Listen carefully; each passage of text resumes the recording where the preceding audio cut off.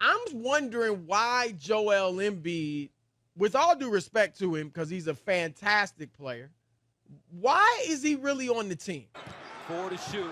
Nice use to the chest. Forced to inside off the heel. No. He won.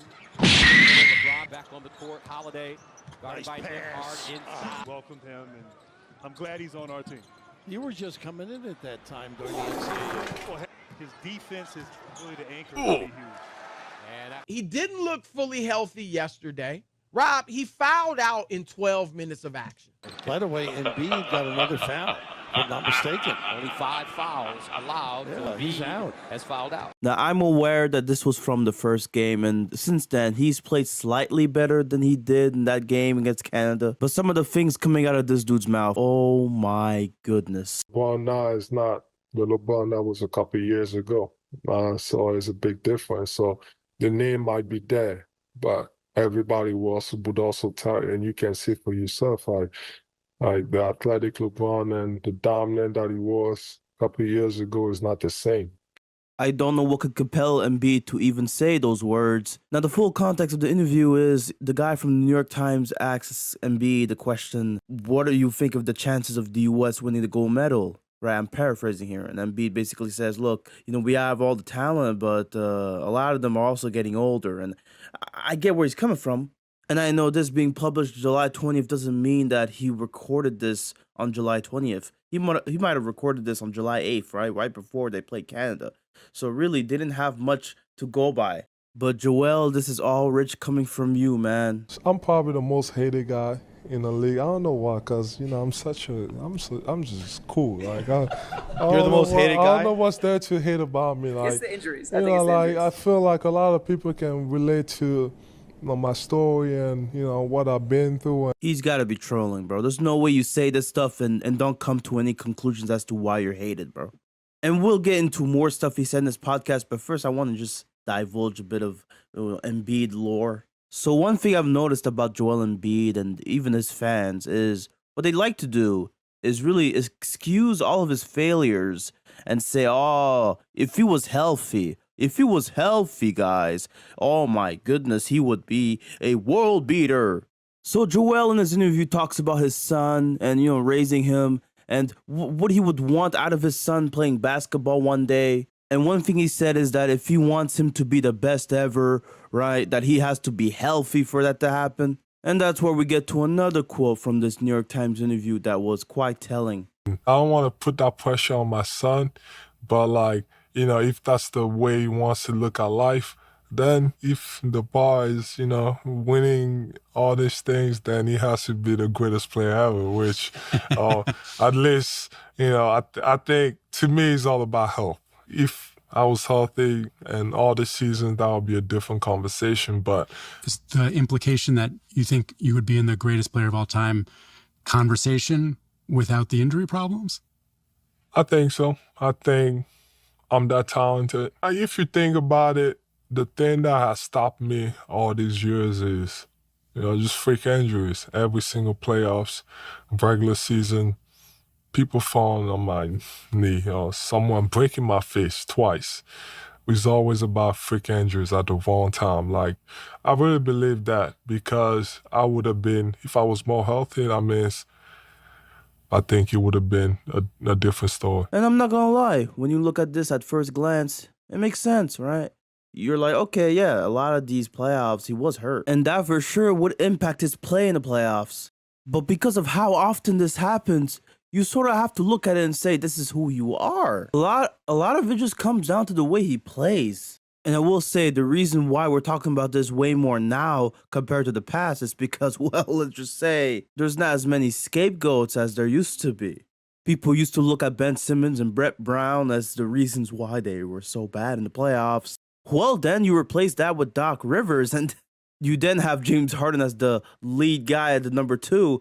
And, oh boy, those are the scapegoats now. But now you're going to look stupid if you say, oh, it's Maxi's fault. I mean, really, Maxi?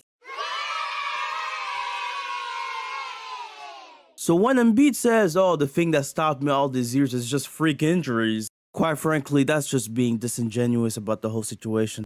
Like, okay, yes, you've missed over 200 games over the last 8 seasons, okay? And that doesn't even include the first 2 seasons of his career, which he didn't play a single game in, right?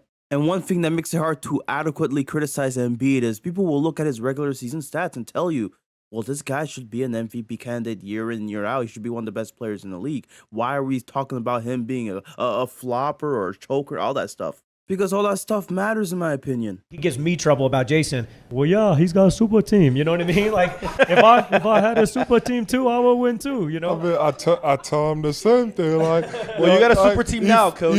If I go 5 for 20, like we get blown You out. guys don't know how much shit that I get. I mean, look, it don't matter if I, underperform and get game 7, I mean, Jason Tatum is still not better than me. The audacity for Embiid to say this when Jason Tatum was cooking him in that game 7, too.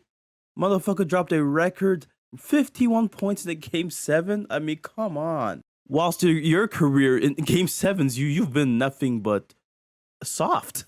Like, you're 0-3 in game 7s in your career, right? That's one example of how, how short you come up in these games, right? Let's look at some of these shooting splits that you've been putting up in these games, too. Oh, boy. Hey, at least you shot, above 50% against the Hawks. How about them turnovers, though? What? 8 turnovers against the Hawks? And then 4, he's averaging almost 6 turnovers a game in the game 7s. But this man will make you believe that, it's all because of injuries. I mean, look, it's all injuries. Yeah, injuries was the main reason you got outplayed by Jason Tatum in every facet of the game. Yeah, okay, you know what? Your ass is just gonna go in the press conference and say, I mean, me and James, we just can't win alone. It's a 5-on-5 game, even though I had 15 points in the game 7. I mean, he's one of the most shameless excuse makers I've ever seen. It's no secret that Embiid, right, he wanted to win MVP for so many years. In 2021, he had a good case, but the only reason he didn't win, I'd say, is because of the injuries. He missed too many games to qualify. Congrats to Nikola. He deserved it. He had an amazing season. There's no right or wrong. There was a lot of candidates. Embiid, he may appear gracious in defeat, right, when it comes to the MVP race and all that stuff. But watch what he says in between the quotes, right? He says things that are very telling of how he feels about the whole situation. I'm not mad. No, that's 2 years in a row. I put myself in that position. It didn't happen. At this point, is whatever. Whatever happens. Last year I campaigned about it. This year, I answered questions when I was asked, and I don't know. Like I said, I don't know what else I have to do to win it. At this point, it's whatever. Tell me, does that sound more like a guy that's gracious in defeat and he's okay with the outcome? He's really just like, what, it is what it is. Or does this sound like a guy that's like a sore loser, really? Like he's just not happy about the fact that he lost, and you could tell by the way he says things. You could just tell it doesn't take a rocket scientist to see this stuff. You've been through a lot with this franchise. You've gone through the process. You've gone through the 4-bounce shot, the Ben Simmons saga. I've been through a lot. Sometimes I think I'm like unlucky, but then again, I'm also extremely lucky at the same time. Oh yes, keep playing the victim, Embiid. Keep doing it, man. Oh yeah, you're definitely you've been wronged by the system. Let's talk MVP. You ended up finishing second again last year. How much is that motivating you for this season? It's unfortunate, I could have won at least one of those, if not 2. But, going into this year, I just want to be the best version of, myself. By the way, I know the media is asking him these questions. This is December of 2022, and he's still talking about, it's unfortunate, I could have won at least 1 or 2 of those MVPs. I mean, it's very sad. Brother, I can already say right now, bro, you care too much about this shit, man. You care too much, and it looks bad, bro. It doesn't look good on you. And don't get me started on the shade that he throws at Jokic, right? You've seen it multiple times. He gets asked, do you go into the postseason with a title bus mentality, right? The first part of the whole statement, not too bad. He's talking about how, he wants to put pressure on himself to win rather than have other people do it, right? But then he goes on and says, People have been talking about who has the most pressure to win. People want to mention me. I'm not at the top of the list, you know. I'm not a 2-time MVP. I've never made first team All-NBA. I've never won anything. So why is there pressure on me, you know, to do something that when there are guys that have won 2 MVPs, a bunch of MVPs, and you haven't done anything. Look, this is the sort of thing that just makes you look worse every time you open your damn mouth. And then he's gonna ask, oh, why do people hate me? You know, I don't know why, but I'm the most hated player in the NBA, And then you get given, what many deem to be a pity MVP, because for all these years you've been complaining, and finally the voters were like, you know what, let's just give him one, it's his turn. And then the dude proceeded to have the biggest drop-off for an MVP winner in the playoffs we've ever seen. It really is just poetry in motion. Congratulations, you've won the MVP! And now I present to you all-time playoff regression, Embiid style. But I was injured, healthy Embiid is a GOAT, Joel Embiid gets such a time for what is called foul baiting. Trying to draw fouls and take advantage of defenders, rules, referees, whatever. It takes an incredible amount of skill and intelligence to draw fouls in the NBA. That time, knew it was the end of shot clock, gave him the head fake, Bam went for it. What do you mean? That's a skill. He gets a hard time, meaning people don't like it? NBA Twitter, every other game, Doris. That's your problem. Every other game. You're reading NBA Twitter. I'd say that might be it comes across my timeline. We've had the unfortunate displeasure of hearing JJ Redick and Doris Burke's voices during the finals, during the playoffs, and it's just quite embarrassing to hear some of the things they were saying in this whole playoffs. Kiss me, I'm so pretty, JJ Redick. Kiss me, I'm so pretty, JJ Redick. Oh, my goodness. Crazy part is she's not even the worst of it all. The dude next to her is really who I'm pissed at a lot, man. This guy, he's now a coach, thankfully. But I know he was former teammates with Embiid, but he defends Embiid like no other, man. I saw a tweet where Andy Bailey obviously got a response talking about Embiid, half of his points off of free throws. And then he looked at, the players and the highest percentage of them who had their points off of free throws with, guys from the 50s like Paul Arizin and George Mikan above Embiid. And then JJ Redick comes in the bottom and replies, no one talks about how the players in the 50s were foul merchants. I don't know, maybe because they were so inefficient from the field as was, that they really, had to try to foul to get free throws. Embiid is not nearly as inefficient as these guys. But then you got this guy, JJ Redick, a new wage player, trying to discredit the 50s. Oh, they're foul merchants. Embiid, compared to them, is a saint. I think people will finally realize that JJ Redick is a basketball terrorist after this season, coaching the Lakers. Oh boy. But let's talk more about the foul baiting, where Embiid, in a pivotal game, elects to foul bait instead of taking the open shot. Motherfucker is given the green light, and he takes the ball and pump fakes to get a foul. This is way too shameless, man.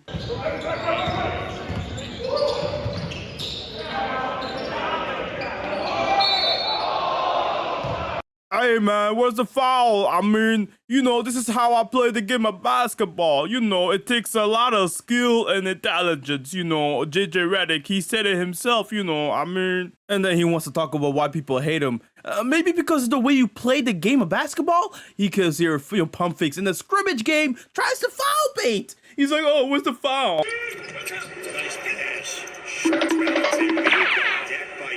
US-based commentators really said that he got decked by Jokic, bro, when he initiated the contact. We all know how much of a serial flopper this guy Embiid is. It's to the point where it gets so comical. Just look at this one here. Wahoo! Flopping. I remember Brad Stevens being so angry, he was like, what the hell? He just gets to flop all over.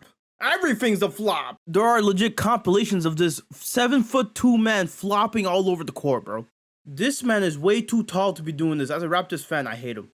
Look at him right here, right? He's just gonna fall on the ground, bro. Like, get the fuck up. This one has to take the cake for one of the worst flops I've ever seen. Like, come on, bro. Worst part of it is these dumb referees awarding this dude for doing so. This was a real screenshot from an actual playoff game that happened, bro. Like, when I tell you this dude Embiid is the antithesis of annoying basketball, this guy, oh, man. This video just unlocking terrible memories of this series. God damn. He's gone from tragic hero to tragic villain.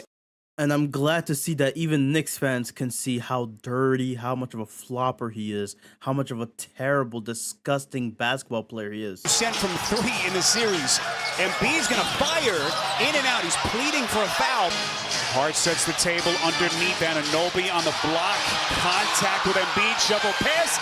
Robinson is bumped. Boy, look out. It will be Robinson to the free throw line, and boy, the intensity level and the chippiness continues to ratchet up. This man, Joel, had the audacity to pull Mitchell Robinson's legs as he jumped in midair. Look at this. Oh my, that is so dangerous, bro. Worst part is the lack of remorse after it, right? JJ Redick will probably tell you that was a smart play from Embiid. Not only did Embiid not get ejected in this game that he should have been ejected from, okay? This was the same playoff game where Embiid ended up scoring 50 points. And this was in a series of dirty plays that he did in that series, bro. They're taunting each other, calling each other floppers. Then Embiid hip checking Hardenstein right there. This dude Embiid also, whilst trying to take a shot, kicked Mitchell Robinson in the groin. Like, look at this right here. Kicks him. So many uncalled for plays here, pushing OG with his butt. And then right here, he steps on Josh Hart's ankle. Afterwards, look at him stepping on it right away. Like, and Embiid has the audacity to be doing oh, he's flopping. This was Mitchell Robinson, I'm guessing on his private account, after he got hurt by Joel Embiid in this game where he had to leave during the second half. He didn't even play a single minute in the second half. And people are saying, oh, he got hurt in the right ankle, but they're saying it's the left ankle that's hurt. Oh, they're lying. It's not Embiid that hurt him. It was somebody else. Yeah, let's talk more about, the things Embiid did to Mitchell Robinson, because it wasn't just that play alone. I know it's hard to see for some people, but Mitchell Robinson was literally giving Embiid fits in the series. And Embiid, I mean, look, the only way he was able to play under those circumstances was to really injure him. Well, this was the play right here where Embiid ended up actually hurting his left ankle. And honestly, it's not just the flopping. It's just how reckless this dude Embiid plays. How much of a danger he poses to other players. I can't believe I'm replaying this again. What's it like playing in front of a hostile crowd like this? Do you embrace kind of being the villain in a road series like this? It's not hostile. I mean, I love New York. When you play against a team, they're always going to pick that guy. And, they seem to have picked me, which is fine. I love it. If I got to be the punching bag and, and you hear a lot of, FMB, that's okay. I love it. So is it any surprise that in the second half of Game 3, that's where Embiid scored 33 of his 50 points? Oh, man. Same ankle in which later in the playoffs, he had a stretch fracture, right? Stretch injury. And he had to get reevaluated in like 8 weeks. And yet you'll see some people defending or even justifying the way Embiid plays, the reckless nature of it. Like, no, bro, you don't got to defend this nonsense. This dude is outright more of a threat to an NBA court than Draymond Green himself. Like, some doctors apparently say him falling is to prevent himself from getting injured at the expense of everybody else on the court. Like, bro, are we serious? And I know people are going to criticize me for criticizing Embiid in this series. He had Bell's palsy. Guys, he was able to play under those conditions. This guy was not being impaired in some major way because of this. I'm not frustrated. I'm actually good. We're going to win this. Est-ce que c'est l'un des matchs les plus difficiles I'm not talking in French. And what Embiid did to the French president and just France as a whole is just, it's sad, man. The betrayal, quote unquote. So it's no secret that the French have had a dark history of colonialism in much of Africa, right? Cameroon being one of them, where Embiid is from. And to be fair to Embiid, he did say this as a grievance of his, for him considering playing for France, because, France's past with Cameroon wasn't so good, I'll just say that much. But Embiid, he did write a letter to the President Macron, and he did promise him that he would heavily consider playing for the French team. It's actually way worse than I thought, okay? Embiid actually promised that he would only play for France here. He said in his letter, translated from French to English, Also, after discussions with the French Basketball Federation, my choice has now been made. I would like to take the steps to obtain French naturalization and thus be eligible for selections with the Bleu. I therefore do not wish to play for any other national team. Wow. It's just like what Paolo in the Italian team, right? He goes and talks to them, says one thing, and then does another thing, right? Plays for the US instead. And my thing is, to bring this up is really because Embiid saying, why do people hate me? I mean, come on, bro. You should be able to look at some of the actions you've done, some of the things you've said, and see how people are going to look at this and obviously hate you for it. Joël, rends ton passeport, hein. Rends ton passeport, Joël, hein. C'est pour la France. Va aller jouer en France, hein. T'es pas américain, gros. Non, c'est pas insultant. Je l'ai pas insulté. So I'm not going to give him that much shit for choosing to play for a team, right, or a nation that he did say himself he spent a lot of his life living in, right? He spent probably over half of his life living in the US, right? So that's why, you know, he would rather play for them than France. I'm giving a shit for all of it. Not just this, but just a lot of the things you say, a lot of things you do, and you seemingly not being aware of why people hate you. And quite honestly, people are going to tell me, oh, well, you still have to feel bad for him. He's been unlucky in his career. I suppose he has. You've seen videos from Brian Stutterer, Dr. Brian Stutterer, talking about this guy way too many times. Yeah, he must be unlucky. But that doesn't even begin to describe the career of Embiid, right? The injuries are just one part of the cluster mess that is Joel Embiid's career and why people view him the way people view him as.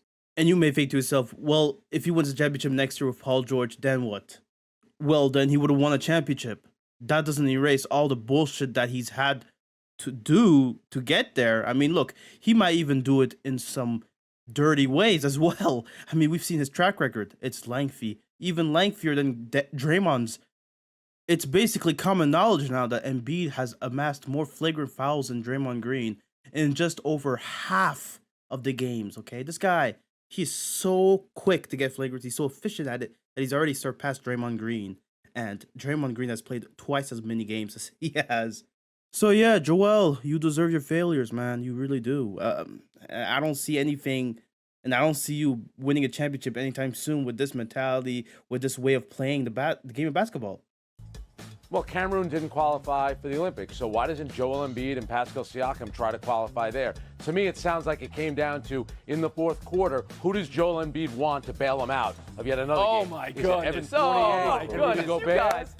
Or is it going to be LeBron James and Kevin Durant? I guess he said, you know what, I'll pick Kevin Durant and LeBron James. Bail me out in the fourth.